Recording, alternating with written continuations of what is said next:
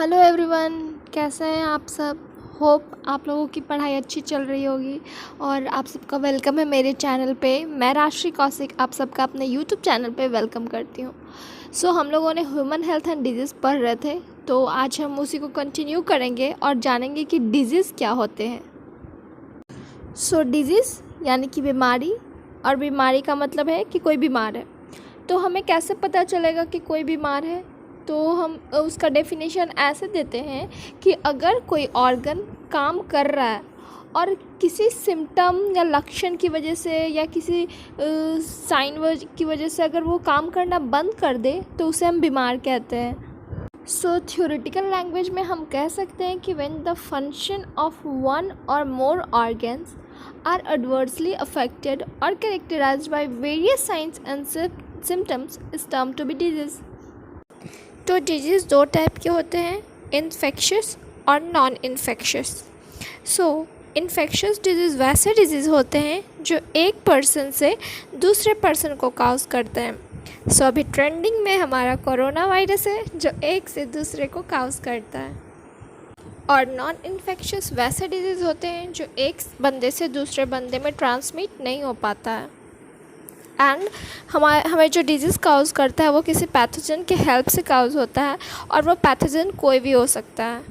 वो viral, bacterial, fungal कुछ भी हो सकता है। वो डिपेंड करता है उसके पैथोजन पे, और उसी के अकॉर्डिंग हमें डिजीज़ काउज़ करते हैं।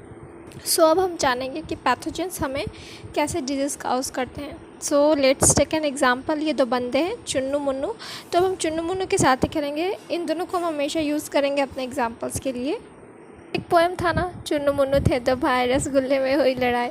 तो ये वही हाल है। तो मुन्नू के पास हैं वो रसगुल्ले, तो चुन्नू मांग रहा है और वो दे नहीं रहा। तो उधर से मुन्नू धमकी देता है कि दे दे वरना मैं तेरे पे छींक दूंगा।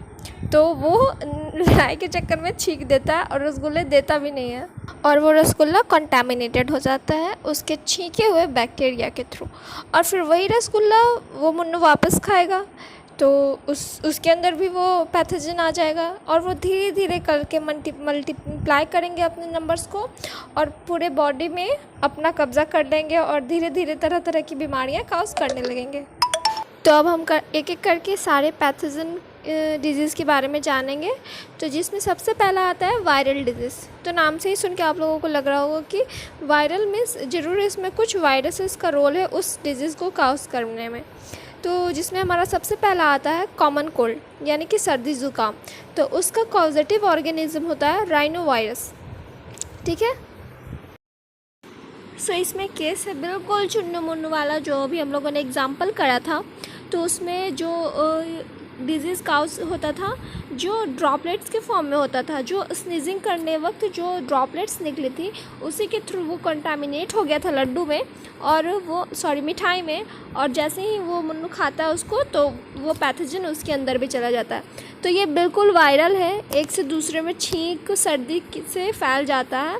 और इसमें जो अफेक्टेड ऑर्गन्स होते हैं वो है नोज़, रेस्पिरेटरी पैसेज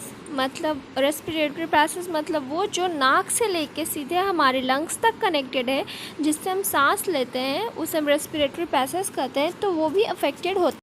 और इसके सिम्टम्स हैं आपके नाक से जो फ्लूइड डिस्चार्ज होते रहेगा, चिड़चिड़ा सा रहेगा, गले में दर्द रहेगा, कफ होगी, सिर दर्द होगा, थकावट फील करेंगे आप, और ये लास्टली 3 से 7 डेज़ तक रहता है। तो कुछ लोग दवाइयाँ भी खाते हैं, बट ज़रूरी नहीं है आप दवाई नहीं भी खाओगे तो वो 3 से 7 डेज़ तक ही मैक्सिमम रहेगा। वो आप ऑब्जर्व भी करते होगे कि आपको नॉर्मल जुकाम होती होगी तो 3 से 7 डे के बाद वो ठीक ही हो जाती है। तो उसके लिए आप दवाई ले भी सकते हो, नहीं भी ले सकते हो। It depends on you. अब हम पढ़ेंगे अपने next pathogenic disease bacterial disease के बारे में। तो इसके नाम से ही पता चल रहा है कि इसका जो कॉजेटिव ऑर्गेनिज्म है वो है बैक्टीरिया। तो बैक्टीरिया में हम सबसे पहले जानेंगे टाइफाइड के बारे में। और टाइफाइड का कॉजेटिव ऑर्गेनिज्म है बैक्टीरिया सैल्मोनेला टाइफी, जो कि टाइफाइड फीवर को काउज करता है। और इसके सिम्टम्स ये है कि आपको हाई फीवर रहेगा more than 39 degree to 40 degree Celsius और 103 टू 104 फ़ारेनहाइट। इस बीमारी के लक्षण की वजह से हमारा चुन्नू बहुत उदास रहेगा। बेचारा देखो आप, वो पेट पकड़ के बेचारा उदास है उसे भूख नहीं लगेगी, पेट में दर्द रहेगा, कॉन्स्टिपेशन हो जाएगा, सिर में दर्द रहेगा, वीकनेस फील होगा, बहुत से सिम्टम्स हैं इसके। और चुन्नू को जब ये सब सिम्टम्स पता चलेंगे तो वो दौड़े दौड़े डॉक्टर के पास जाएगा। तो डॉक्टर बोलेंगे, अरे चुन्नू तुम्हें तो टाइफाइड है, तो चलो तुम्हें वायरल टेस्ट की ज़रूरत है। तो इसके लिए जो टेस्ट बताया जाता है वो वायरल टेस्ट होता है, और इससे टाइफाइड का पता चलता है हमें। तो इसमें वायरल टेस्ट होगा तो उसे दवाइयाँ दी जाएंगी उसके अकॉर्डिंग, और ये टाइफाइड फीवर धीरे धीरे करके ठीक हो जाता है। इस टाइफाइड फीवर के साथ ना हमारी एक हिस्ट्री जुड़ी हुई है। मतलब बहुत टाइम पहले मैरी मेलन नाम की एक बेकर रहती थी, जो कि टाइफाइड की कैरियर थी, और वो कुक थी, ब्रेड्स वगैरह बनाती थी, उसका प्रोफेशन था वो। और वो उसी अपने कॉन्टामिनेटेड ब्रेड के थ्रू सबको टाइफाइड फैलाती थी। तो पता नहीं उसका इंटेंशन था कि क्या, बट उसी थ्रू उस टाइम में टाइफाइड फैले थे, और तभी से उसका नाम मैरी मेलन के साथ साथ टाइफाइड मैरी भी कहा जाने लगा। वैसे तो हम लोगों ने मदर मैरी सुना था, बट इसका नाम टाइफाइड मैरी पड़ा। और अब हम जानेंगे निमोनिया के बारे में, और उसका कॉजेटिव ऑर्गेनिज्म है स्ट्रेप्टोकोकस निमोनिया और हीमोफिलस इन्फ्लुएंजा। ठीक है, ये कैसे काउज करता है कि जब हम इनहेल करते हैं तो ये ड्रॉपलेट के फॉर्म में एरोजल रिलीज़ करता है इन्फेक्टेड पर्सन से, और ये होता है शेयरिंग ग्लासेस और बर्तनों को एक दूसरे से शेयर करने से ये निमोनिया फैलते हैं। इसके सिम्टम्स हैं कि इसमें फ़ीवर ज़्यादा रहेंगे, कफ का डिस्चार्ज होगा, फिर हेडेक होगा, एंड कुछ कुछ केसेस में ये भी देखे जाते हैं कि जो लिप्स और फिंगर के जो नेल्स होते हैं वो ग्रेइश कलर से ब्लूइश में चेंज होने लगते हैं। तो जब ये सब सिम्टम्स नज़र आते हैं तो वो निमोनिया के सिम्टम्स होते हैं। और इसके अफेक्टेड ऑर्गन्स होते हैं अल्वोलाई, जिनमें कि फ्लूइड भर जाते हैं, और किसी में ज़्यादा हो जाने की वजह से उन्हें सांस लेने में प्रॉब्लम होने लगती है। तो जब सांस लेने में प्रॉब्लम होती है निमोनिया पेशेंट को, तो उन्हें नेबुलाइजेशन की थेरेपी दी जाती है, जिससे कि वो सांस ले पाते हैं अच्छे से और थोड़ा आराम मिलता है उससे। सो यहीं पे हमारा क्लास कंप्लीट होता है। नेक्स्ट क्लास में हम जानेंगे मलेरिया के बारे में, और उसमें हम लोग पढ़ेंगे प्लाज्मोडियम की लाइफ साइकिल के बारे में, और बहुत ही अच्छे से हम डिटेल में उसकी पढ़ाई करेंगे। तो उसके लिए थोड़ा टाइम चाहिए, क्योंकि सब्र का फल बहुत मीठा होता है।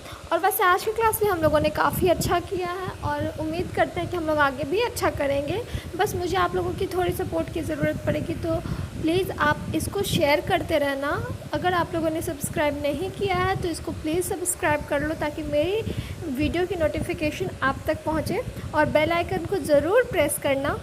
और अगर आप लोगों को मेरी क्लास पसंद आई हो तो प्लीज़ एक लाइक दे देना, क्योंकि जब आप लाइक करते हो तो मुझे इनकरेजमेंट मिलती है और भी अच्छा करने की। सो तब तक के लिए thank you, thanks for watching, bye, take care.